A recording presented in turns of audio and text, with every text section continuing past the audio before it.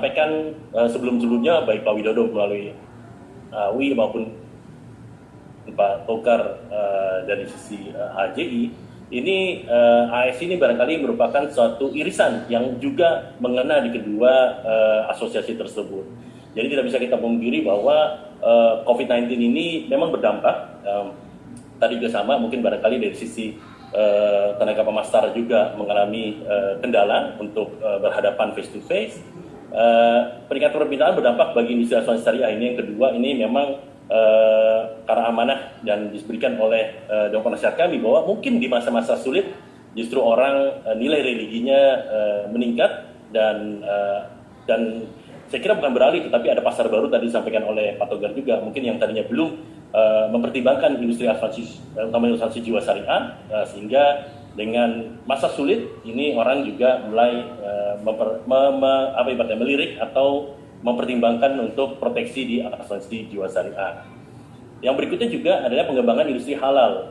Ini juga semakin meningkatnya komitmen pemerintah dalam hal pengembangan dan juga mempertahankan mata rantai halal. Izin tadi saya melihat ada beberapa bapak-bapak dari BKF, ada Pak Haryadi dan kawan-kawan. Ini mungkin sekalian titip pesan juga, karena untuk menjaga mata rantai ini sebenarnya industri asuransi syariah sebenarnya tidak perlu, tanda petik, quote-unquote, tidak perlu memakan porsi dari konvensional atau tidak perlu kanibalisme.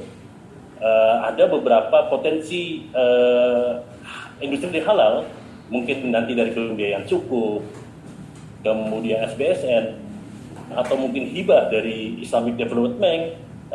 Ini sebenarnya sudah cukup untuk menjadi menu bagi industri asuransi syariah.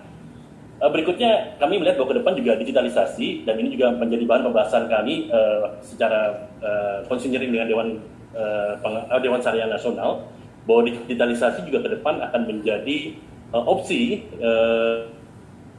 di masa-masa di mana untuk kunjungan fisik atau face to face ini menjadi sedikit terhalang. Maka diperlukan juga baik itu ada opini, entah itu fatwa atau mungkin bentuknya taklimat dari Dewan Syariah Nasional, karena digitalisasi tetap memerlukan pandangan kesesuaian syariah. Kemudian dari sisi secara lebih besar lagi, ya kita juga melihat bahwa beberapa dukungan yang sudah dilakukan oleh OJK dalam hal ini adalah tadi juga disebut oleh Pak Ahmad Rasulullah, ini sudah beberapa kebijakan yang diambil dan itu juga turut membantu.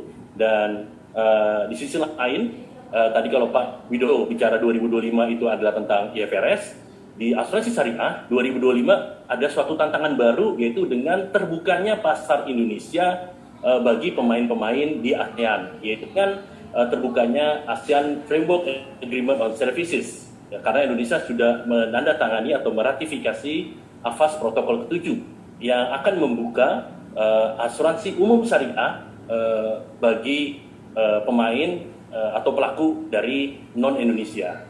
Ini kalau IFRS 17 secara langsung tidak berpengaruh kepada industri asuransi syariah, karena secara umum mulai tahun 2022 dan utamanya sebenarnya di tahun 2021 ini sudah berlapis lagi, utamanya di industri asuransi syariah, baik yang bentuknya unit maupun yang full stage, dengan pemberlakuan POJK 44 tahun 2020, di mana Dewan Pengawas Syariah atau DPS itu juga mempunyai tanggung jawab untuk memastikan penerapan manajemen risiko itu juga tetap atau ada koridor kesesuaian syariah. Barangkali itu Bu Rista, mudah-mudahan